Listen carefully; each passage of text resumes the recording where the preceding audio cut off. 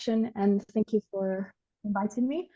Got it. Yeah, I'm really happy to be here. I've participated in the last 2 editions of the AI Academy, so it's nice to be on the other side presenting. Today I'm not going to be talking directly about my work, but I'm going to be talking about the framework within which my work stands, which is the origins of life in the ocean. And I'm going to keep my camera off just so things run smoothly. Okay, so we are all here because of astrobiology. So to put the origin of life into context, we know that astrobiology is broadly defined as the study of life in the universe. As we all know, it's made of several different disciplines that answer these questions, and the origins of life side of it focuses on the 3 questions above, especially how the upper left, how did life originate on our planet? And by association, how we can extrapolate that study to bodies outside of the Earth. So this is life, how it is nowadays. This is a very complex network of chemical reactions, and virtually all of these reactions are catalyzed by enzymes. It's a very complex process. So it's very important to understand how we went from very simple reactions to this massive network of chemical reactions. And to do that, the first thing that we need to do is to understand what is life. And of course, that is a very loaded question. And we all, like all of us who study astrobiology, know that what is life is a very loaded question. There are many definitions of life going around, and especially it differs by field, I find.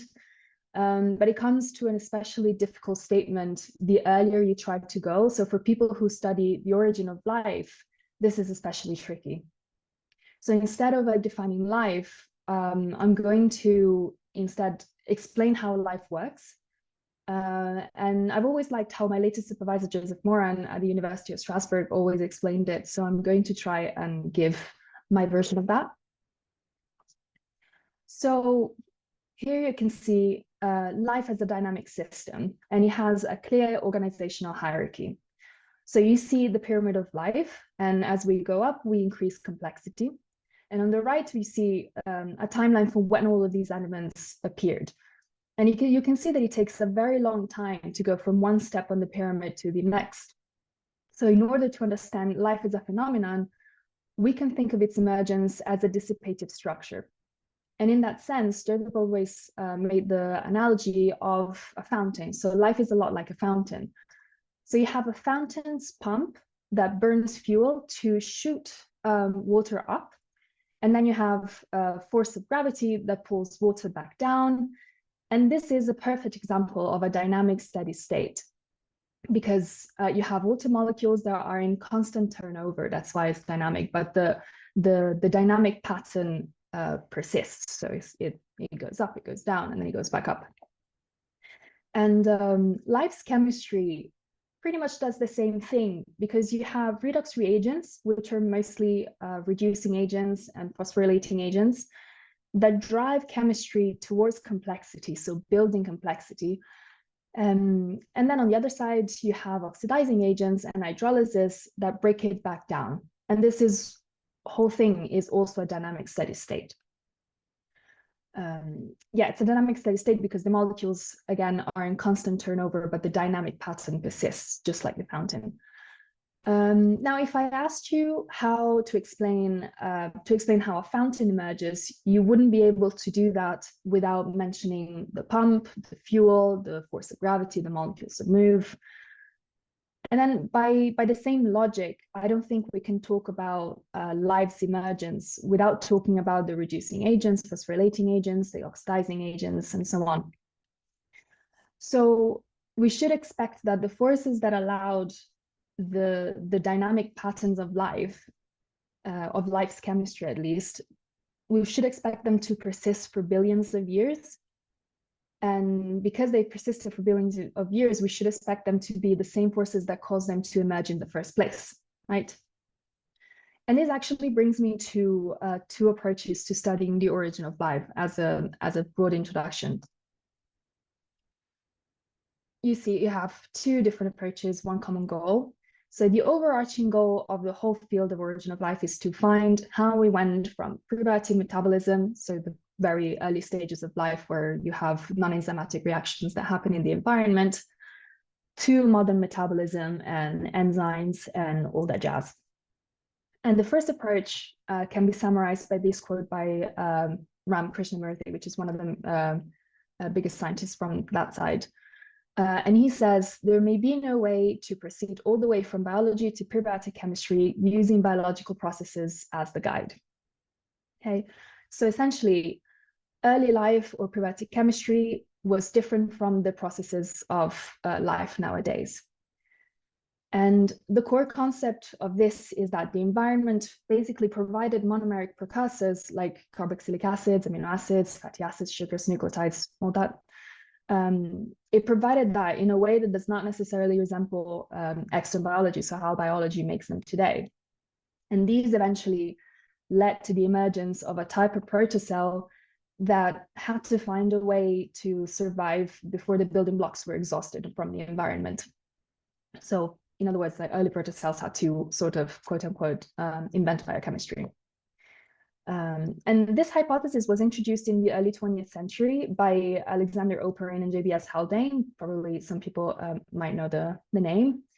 And they independently proposed that the first organisms probably lacked complex anabolic metabolism. And so the first organisms self-assembled from stuff that was supplied from the environment, so organic molecules supplied by the environment.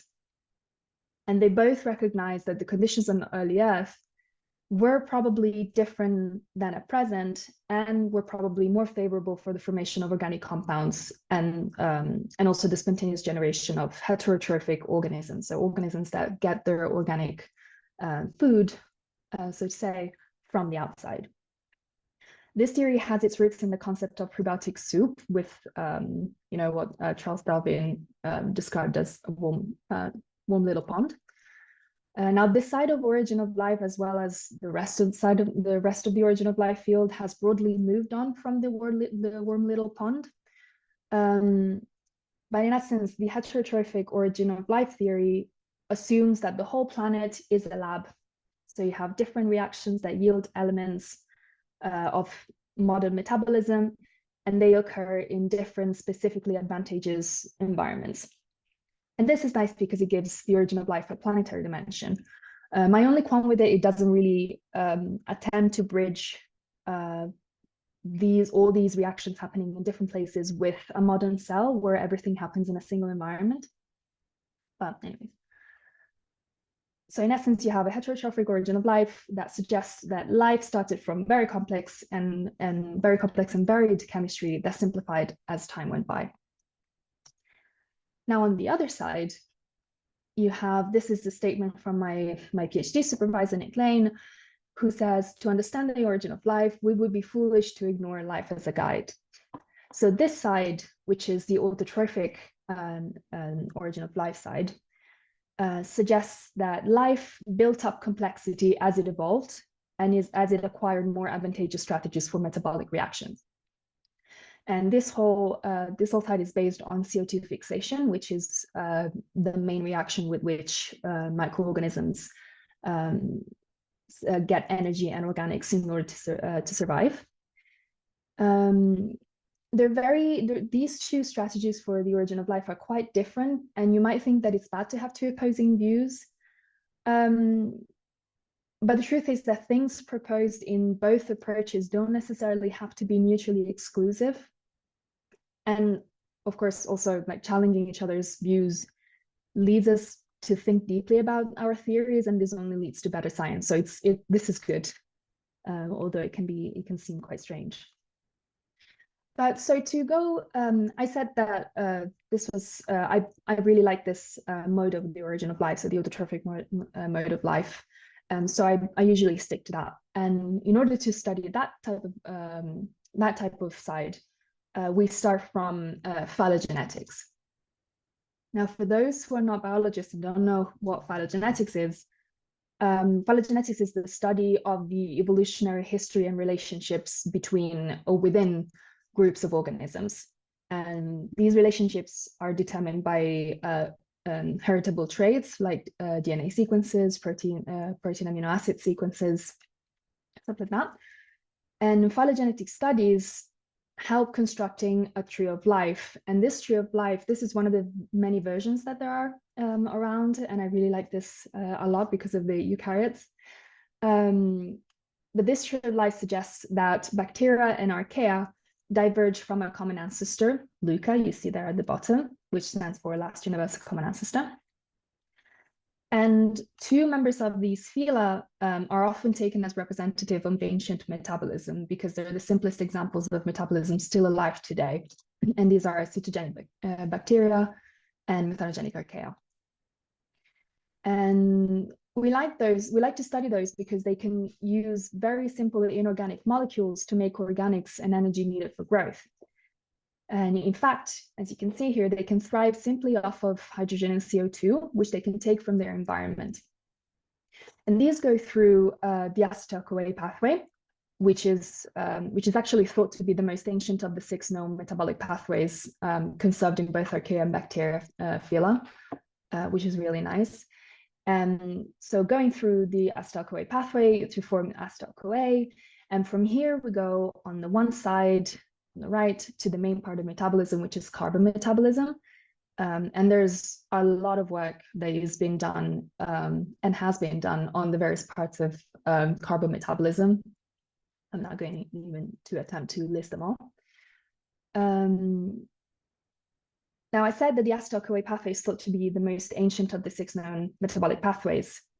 And it's an important pathway because it's uniquely short and linear. And it's also overall pretty exergonic, and it's strictly chemiosmotic. Strictly chemiosmotic. And it's the only autotrophic pathway that can make ATP while fixing CO2 at the same time by converting acetyl-CoA to acetate, which is very important for biochemists. But yeah, so acetyl-CoA is converted to acetate by the formation of an active intermediate acetyl phosphate, which has its own group of people who like to study, myself included. I usually go, that's usually my area of research. And this can form ATP, which goes on to do its thing, and an acetate is expelled as waste. And this is the simplest type of metabolism that we know that exists still today. That's why we like to study it. So looking at this, if we go back to the pyramid that I showed before, instead of starting from metabolites that are already present in the environment, and so life might have started like that, I like to go from the very beginning. So from how the Earth was when life started and what was available then that could have kickstarted life. So to give a planetary perspective, this is Earth, we all know it. And it's very good for hosting life because, among the other things, it has a rocky interior and size that give it enough gravity to keep an atmosphere. This atmosphere is thick enough to protect from solar radiations and to create some kind of greenhouse effect, which helps prevent the temperature from varying drastically. It has active geodynamics, which allow weathering cycle and CO2 recycling. CO2, again, very important. It has a magnetic field due to the core dynamo, and this protects the planet against stellar winds. It has a relatively large satellite, aka the moon, which prevents drastic temperature changes in small periods of times. And the essentiality of this is disputed by it doesn't hurt. But importantly, it has a mean temperature and pressure that is close to the triple point of water. And that means that water is present in all 3 states. So liquid, so ice, liquid, and gas. And water is very important because oceans constitute 75% of the Earth's surface, and they also contain 96.5% of all water on the planet. And the remaining is found in rivers, lakes, glaciers, water moisture, vapor.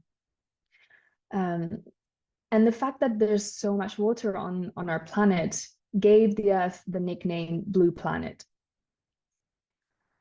Now, this is how the Earth is nowadays. However, earliest undisputed evidences of life, they're dated at least 3.4 billion years ago, which is during the geological Aeon Archean. And molecular clock analysis placed the emergence of life around 3.9 billion years ago, so during the Hadean Aeon. And so the Earth probably looked more like something like this. And now, almost all the Hadean crust has disappeared because of tectonic recycling consumed by large impacts and so on. But we can infer how it probably looked from detailed geochemical analysis of primitive extraterrestrial materials. We can also do comparisons with the characteristics of Venus and Mars, their sister planets, modeling, there's in situ analysis of comets and asteroids. So we have quite a bit of data to kind of infer how Earth might have looked.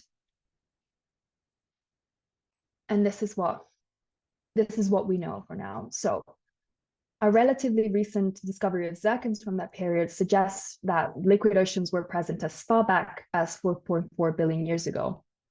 From this, we can deduce that the atmosphere was less than 100 degrees, although it's difficult to constrain. At the same time, the mean temperature of the mantle is thought to have been higher than nowadays, which would generally lead to more vigorous convection and causing higher rates of volatile gassing during the subduction of slabs. And this leads to low volatile content in the mantle. So this higher outgassing rates and also the silicate weathering feedback causes high CO2 level. And many studies indicate that the high CO2 levels also meant that the Hadean Ocean must have been more acidic, possibly around pH 5 to 6. And for reference, modern ocean is around pH 8.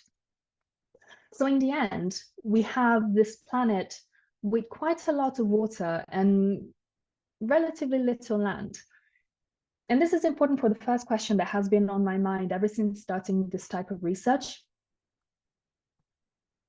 Because you might ask yourself, why the ocean? I was asking myself as well, why the ocean?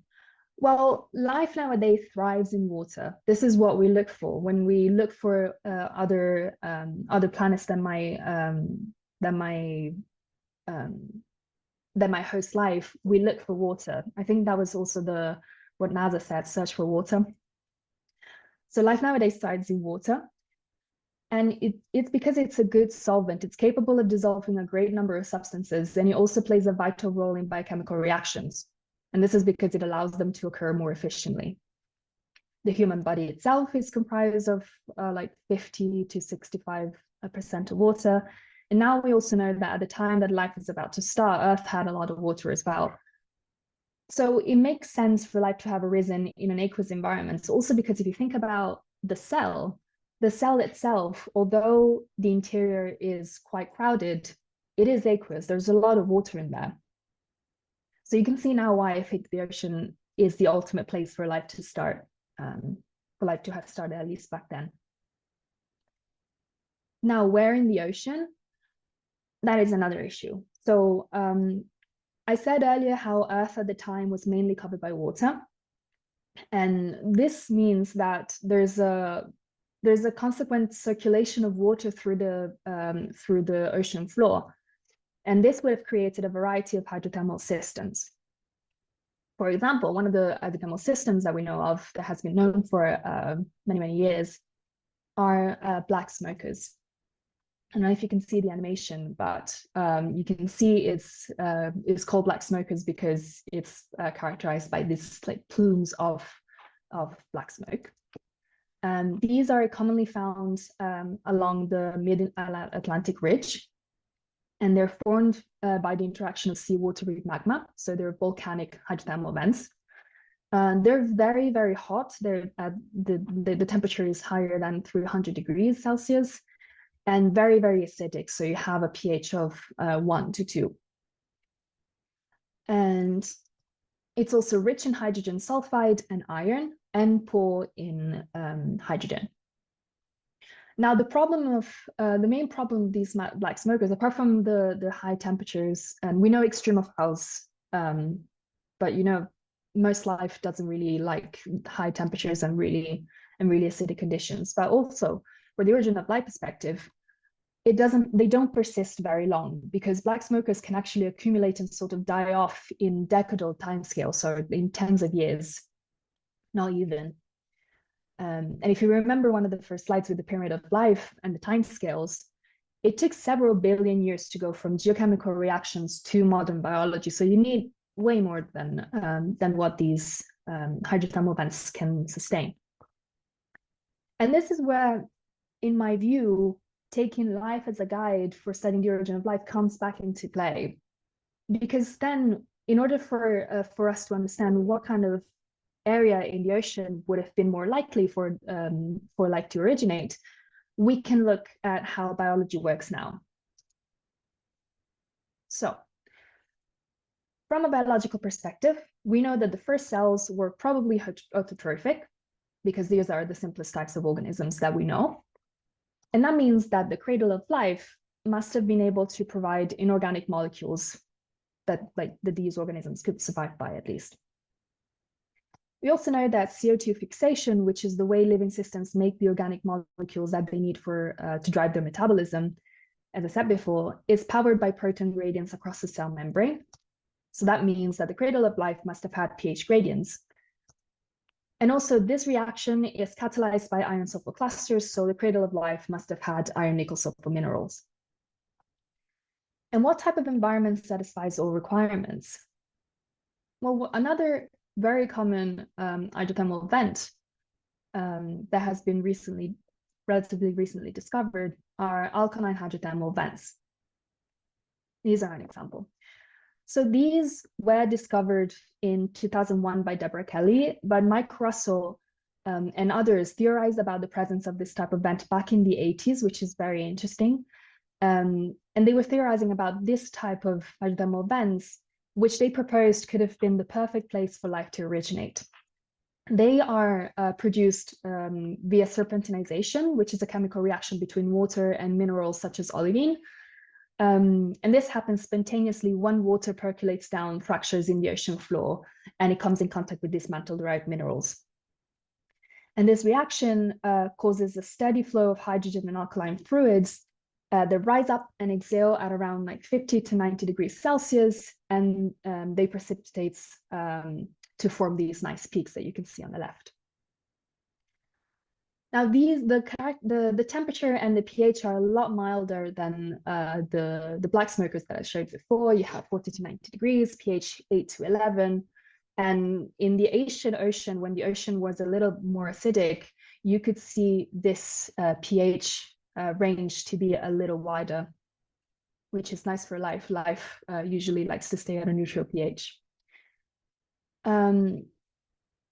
Importantly, they're stable over long periods of time. So they're on the order of hundreds of thousands of years, which is really good for having these really long steps to occur. So essentially, these vents could have provided a steady supply of usable energy for carbon and energy metabolism.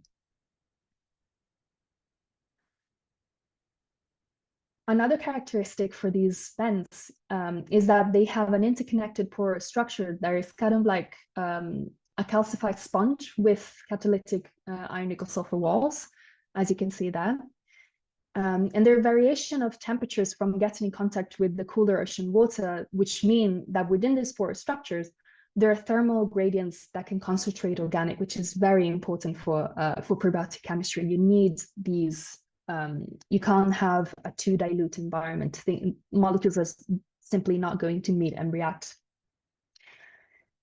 And the two most significant characteristics are the high concentration of H2 and CO2, which come from the serpentinization and the ocean, and the difference in pH from the alkaline fluid and the more acidic ocean generates this natural proton gradients that are actually not too far from these found, for the ones found across cellular membranes of autotrophic cells, as you can see in the image.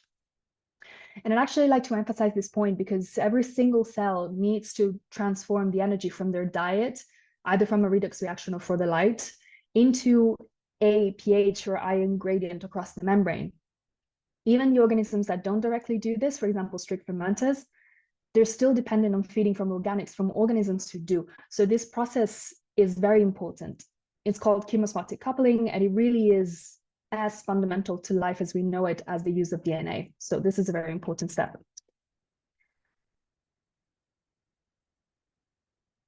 So I talked about the similarity between autotrophic cell and inorganic pores, and this is very important because there's experimental microfluidic systems that have shown that this steep pH gradients can be sustained in the microscales of the pores of the vent, even simply without having a physical barrier, so by laminar flow.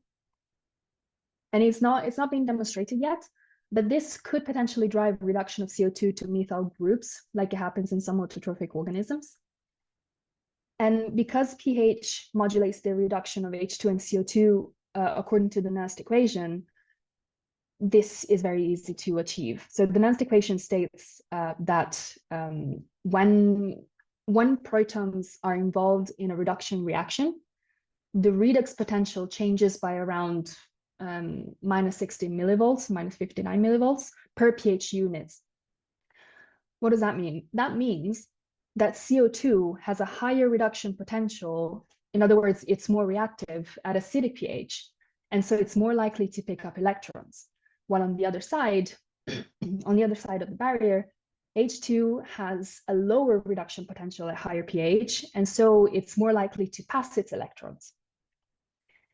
And in a dense inorganic pore scenario, thanks to these steep pH gradients across the barrier that modulate the redox potential of the nanocrystals and the H2 and CO2, to make CO2 fixation into simple organics thermodynamically favorable, protons would cross the inorganic barriers. So this is a whole lot of chemistry to show that CO2 reduction could occur in a narrow region with steep pH gradients close to the alkaline side. And this has been demonstrated sort of by a relatively recent paper by my previous lab at UCL, which said, and they saw that the permeability of these ion nickel sulfur barriers to protons is about 2 millionfold greater than OH minus. And yeah, so in other words, these vents could have provided a steady supply of usable energy for carbon and energy metabolism.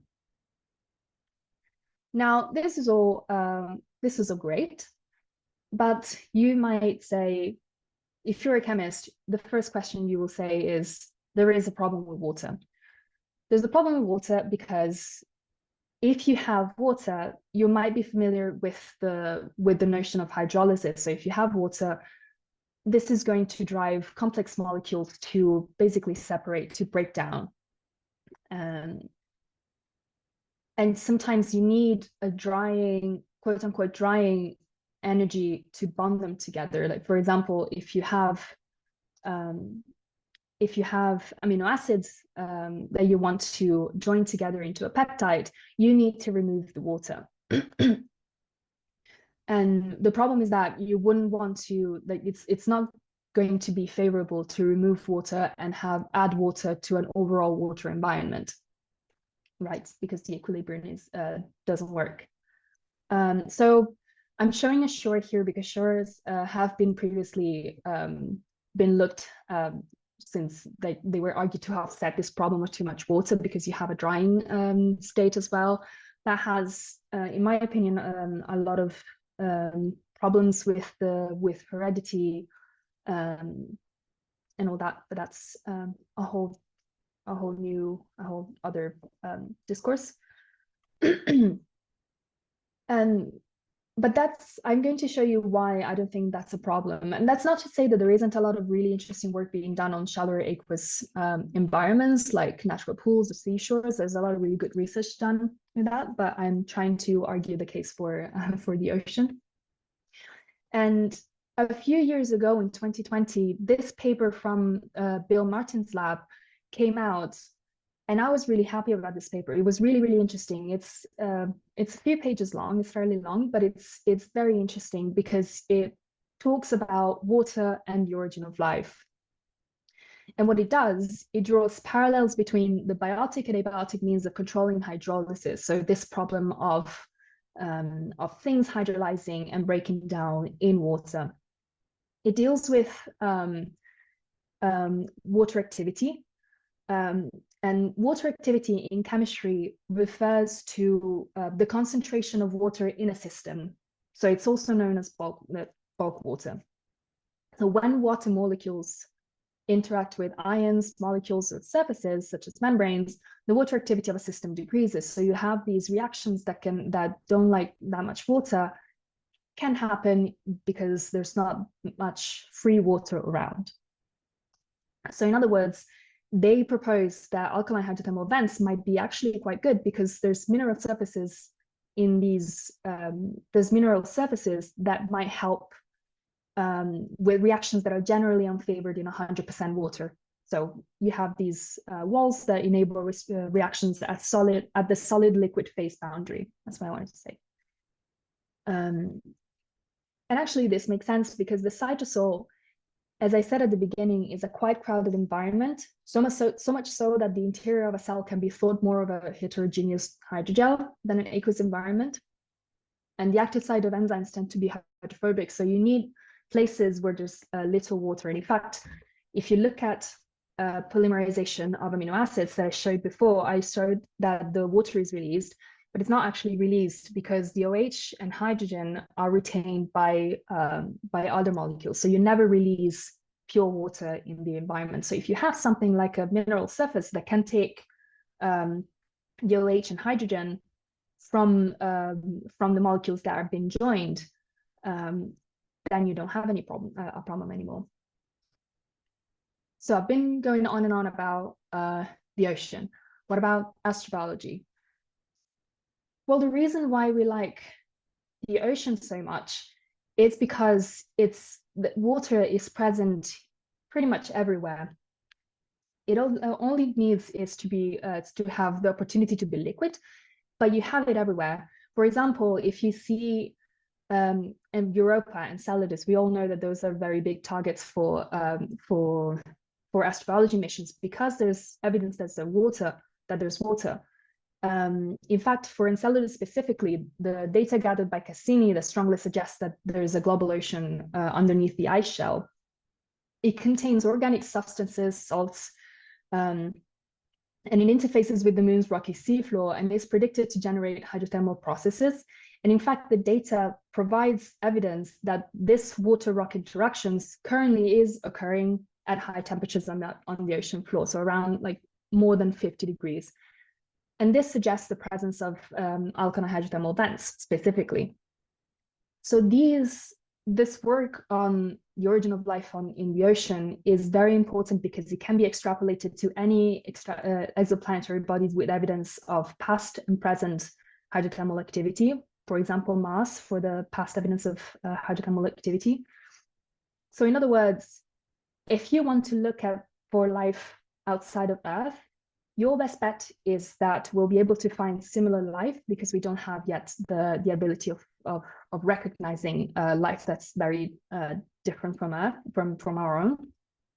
And for that, you then have to understand life on Earth first. And I hope I made my case for the life in the ocean. There's a lot of people that have been helping me throughout the years that I've been doing research. I'd like to sum up by thanking my PhD group at UCL and my postdoc group at the University of Strasbourg. And thank you all for your attention.